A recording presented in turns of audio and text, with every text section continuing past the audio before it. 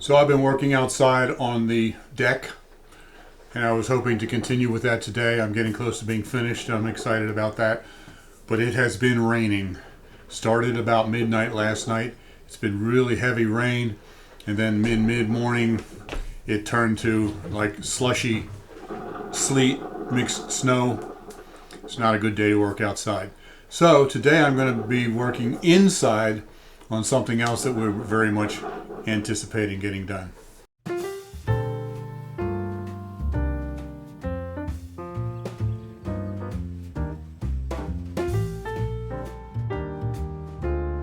Here we go.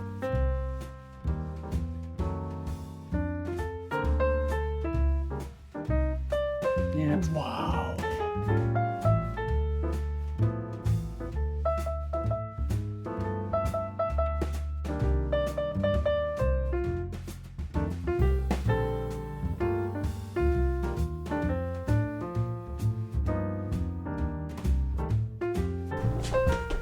Hey everybody, this is Bill with Live Simple and Free, and today I am going to start on our pantry. It goes right here.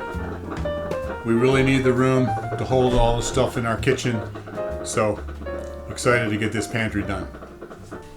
So the pantry is going to be going right in here, right next to the stove, up to the corner.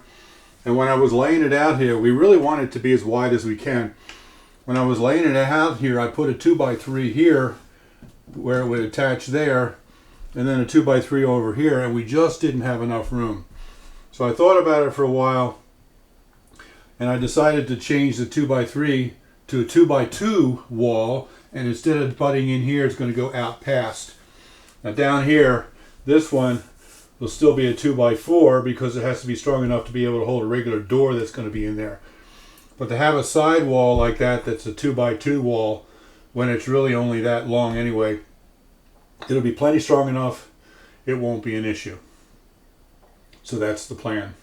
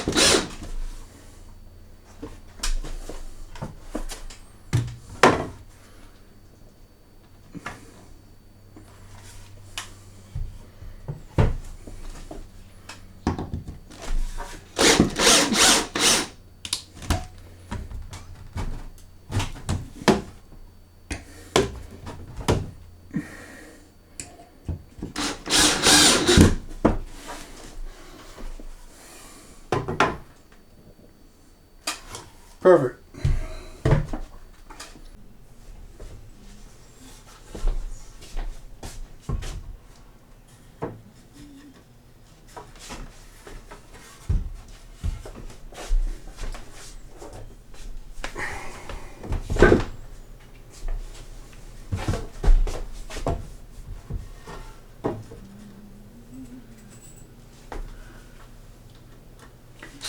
So why did you use a 2x6 here on the corner instead of a 2x4? Oh, well, two reasons. One is that this is a 2x2 wall instead of a 2x4 wall like normal. So normally there would be a 4x4 or a couple of 2x4s attached together to make the corner, and that would make it nice and strong.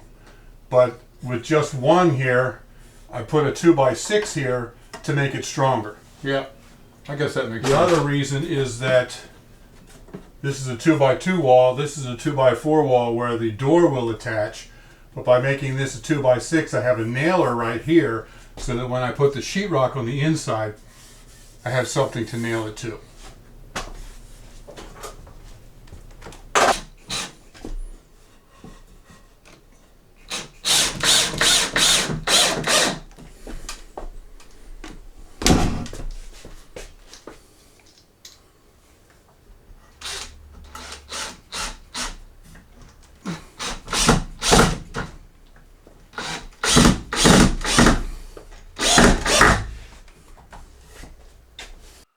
So now the framing is done for the pantry. You can see here I have a 2x6 and a 2x4, which makes it stronger and gives me a nailer here for this sheetrock. There's an electrical box buried right there. You can see it right there. That's not allowed in electrical code to bury a box like that. However, I know that box, the wires are completely dead. That was the old electric baseboard heat, and that was the thermostat. And it's all been completely disconnected, so there's no power in there, so it doesn't really matter anymore.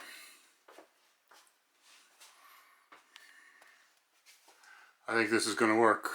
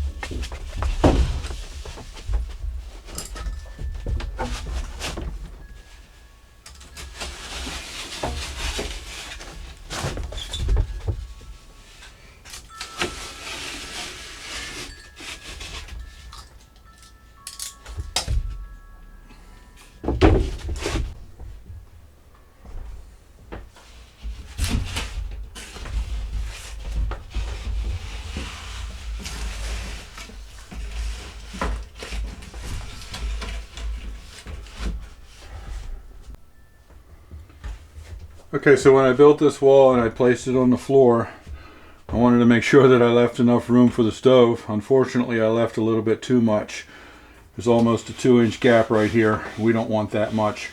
So this is just sitting here. I think what I'm going to do, take this back out, put in 1 or maybe even 2 layers of plywood strips right here to move it out a little bit more so that gap isn't so big. We don't want food falling down there and that sort of thing. Now, a lot of people are probably going to tell me and suggest that I should put some sort of ceramic tile or something on here to protect the wall. I absolutely agree it needs to be protected, but we're talking about getting some kind of a sheet of stainless steel to attach here. I think that would be much better than tile. But I haven't looked to see what's available yet as far as stainless steel. But that's the plan. So I have this piece of 5/8 inch plywood that I cut. I'll put it, of course, behind the sheetrock, but just checking the distance. That's better, but I think it's still too much. So I also have a little piece of 1/4 inch Luan plywood here I'm going to put there as well. Now it's getting more like it. So I think that's workable. It's always a bit of a trade-off of how much room you leave for a stove to go in there, because if it's too far, then, you know, food can fall down in there and nasties down in there. And if it's too close, then you can't get your stove in there. So it's always kind of dicey or guesswork or hit and miss as to how much gap you want to leave.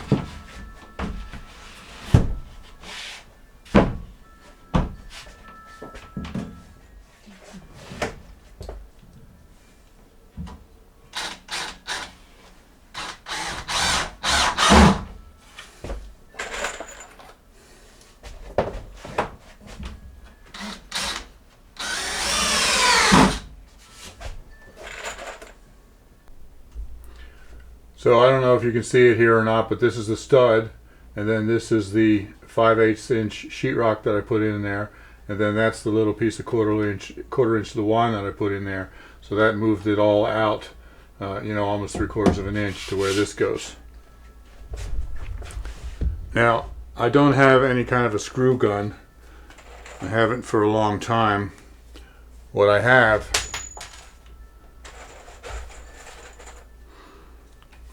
is this little bit, and it's got the Phillips bit down inside of there. Get it to focus, there we go. And then it's got the ring around it, and that ring hits the sheetrock and then countersinks the screw just the exact amount.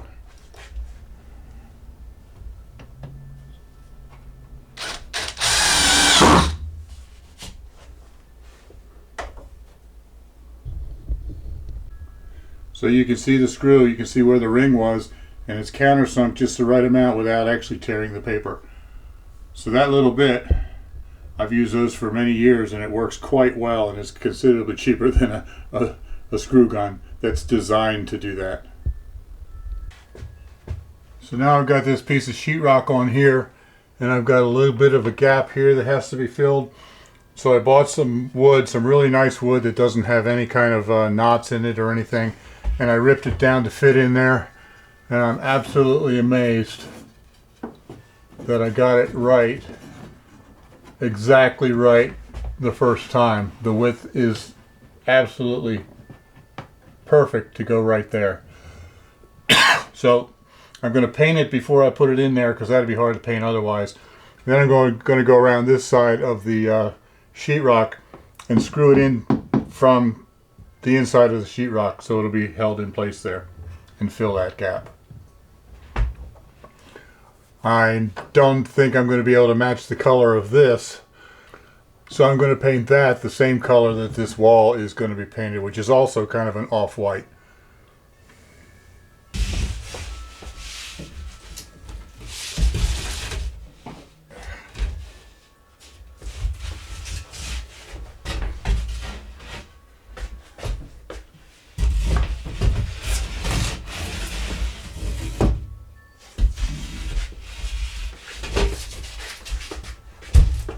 So I've got this piece to go on the inside here, and I can't get it through the door.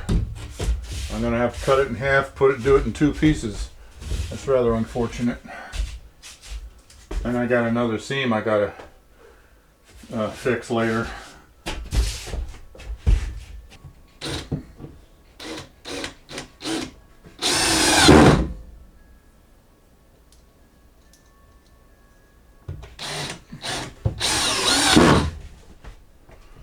Okay, so I cut this piece in half. And then I put in the upper part. And now I can put in the lower part.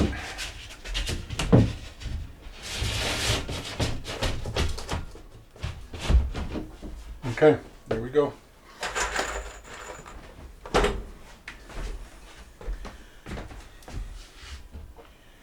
Cool. It's looking like a closet. It's getting there. I'm gonna get you a gallon of paint. Okay. Alrighty. I don't know if they can see me. Hello.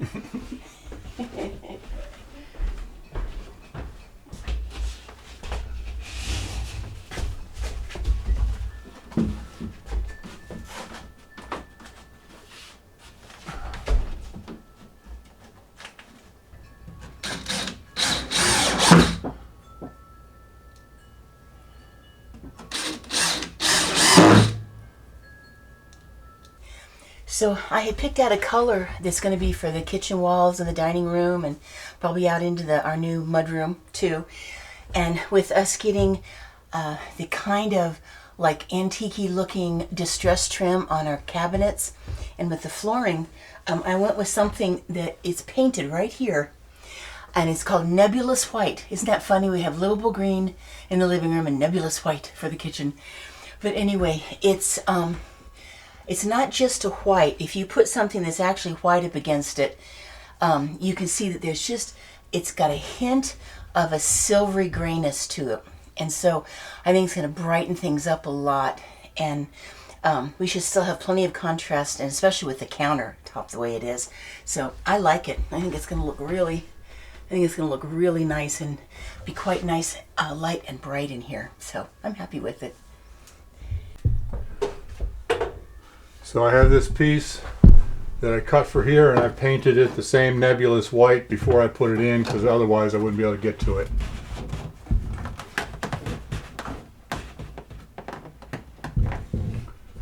And there it goes. Nicely fills in that gap. I still have to attach it. I'm going to screw it through the sheetrock from the back side. What do you think, dear? Oh, I think it looks really good, hon. Yep. Gives it a very polished, finished look. Neat.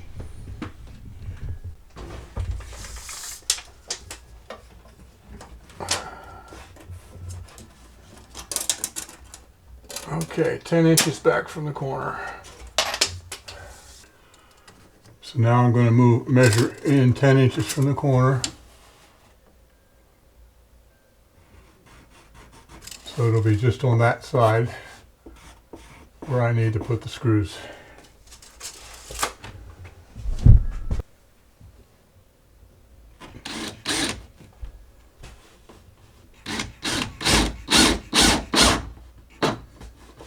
Okay, I could feel it draw up tight.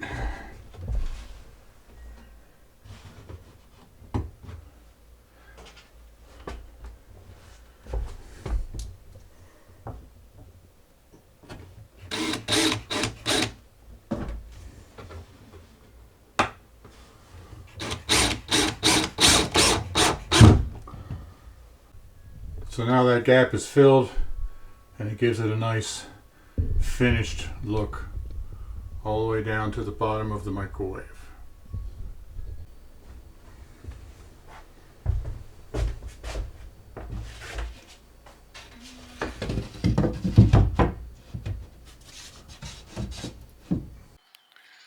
So I just painted the wood that I'm going to use for the shelves and the moldings, and there's one shelf there, two more over there, one there that I painted in this beautiful weather. So I put 2 coats of paint on, and now I'm ready to start cutting them up and installing the shelves. But the paint, it's no longer tacky, it's dry, but it's very, very soft, the paint is, and if I start making any cuts on it, it's going to be scraping it all up and everything. So I guess I need to let it dry for a while more yet. I don't know how long it'll take out here in this bright sunshine. So in the meantime, I'm going to go ahead and install this door. I've got the inside all painted, ready to go. Now I would rather install the shelves first before I do the door. But like I just said, the paint isn't dry yet, so I'm going to go ahead and do the door. I'll still be able to get the shelves in there okay.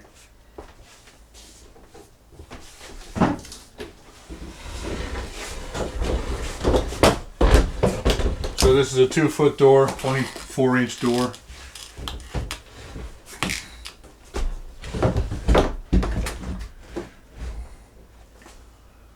Notice that I don't have the sheetrock finished here. It's because the pieces that I had for this, I used those and there's not enough left, and I don't want to buy another big piece of sheetrock right now just for that little strip. So I'm just going to use this as a spacer just to make sure I get the door right. And then when I sheetrock the main utility room, I'll have plenty to be able to finish this. So the inside's going to be finished, but the outside is not yet. So I got to put that on, and then I got to still put the corner mold and the mud on there and all that.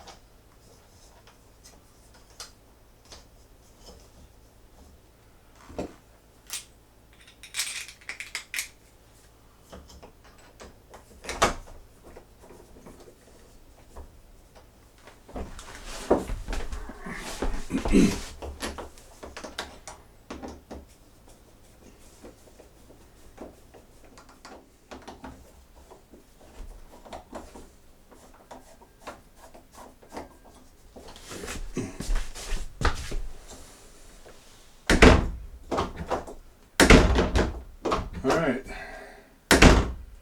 now it's just kind of tacked in roughly. I'll go around and put in a few more nails and make it solid. Looks like a door.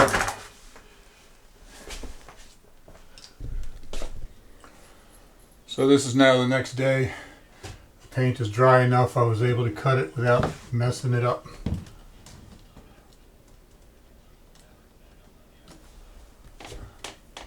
Already got all the spacings marked on here where the shelves are going to go.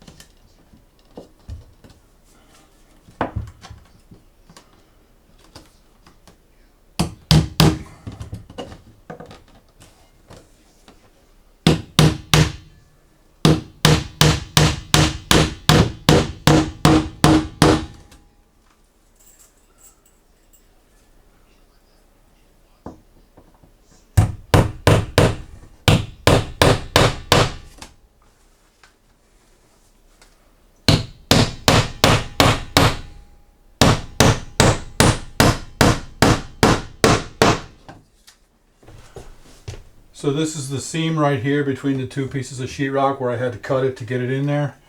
And I was able to put it, I planned this when I cut the sheetrock. I put the seam right underneath of where I knew one of these was going to go. That way I can just put that on there, cover it up, and I don't even have to do any spackling to fill that seam. I think that was pretty cool.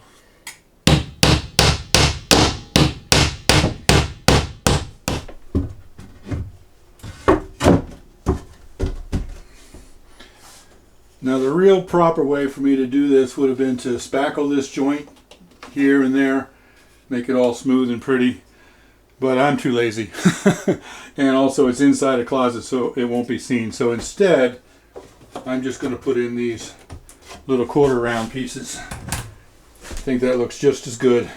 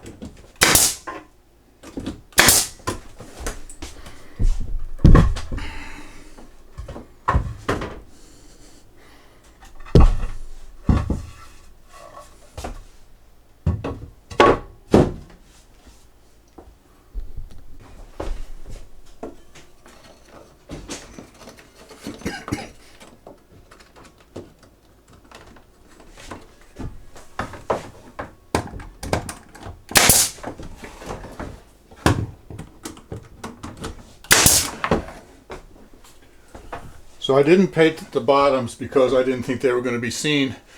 After I put these in here, I realized you can see the bottom of these top shells. So I'm probably going to have to take them out and paint the bottoms of at least these two, maybe three.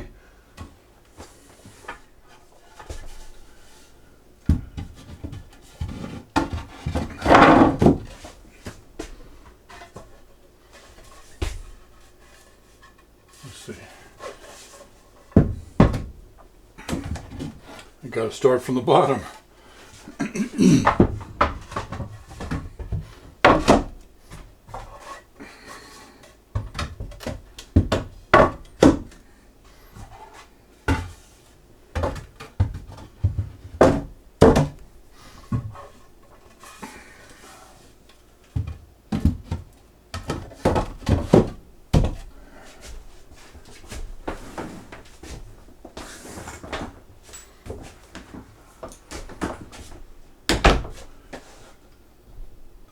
Now I told you that I wanted to put some kind of stainless steel on here to protect the wall, and I looked around for stainless steel, and the only stainless steel I could find was the kind that had like a pattern on it for tread, like you would use on the bed of a flatbed truck or something like that, the pattern to keep you from slipping. And it was $109 anyway, but even if with the pattern it wouldn't really work. I did find some galvanized steel, but I didn't really want to use that either. So then I found this sheet of aluminum, and I think this is going to work pretty well. Just going to go right in there like that. I need to trim it down, and then that's going to protect the wall, not only from flying grease, but also from extra heat that might get in there. So I'm very happy with that. Well, dear one, so what do you think? So is this cool or what? Look at this. Woohoo!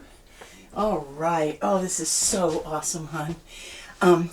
The top shelf here, things like, we got some just basic Cheerios here. Tall stuff. Yeah, the tall stuff that's kind of awkward to know where to put it.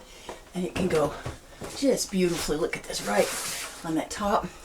You know what I really like about being able to design our own and build our own is we can design it for exactly what we need. Right. And we didn't have any place in our cabinets for any tall stuff, so we made a tall shelf up there, and then the rest of it is...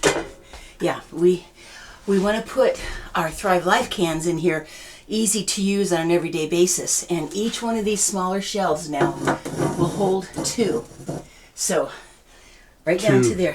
2 deep, yes. 8 per shelf. 8 per shelf, so I can put 40 of my Thrive Life cans right there, handy and ready to catch. The Thrive Life, for if you don't know, is freeze-dried food that we use on a regular basis. Yeah. So this is what we call our daily use pantry of Yes. freeze-dried food.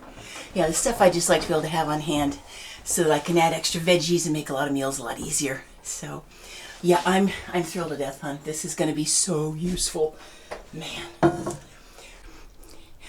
Now, we do still have kind of one issue on our counter space, if you look here.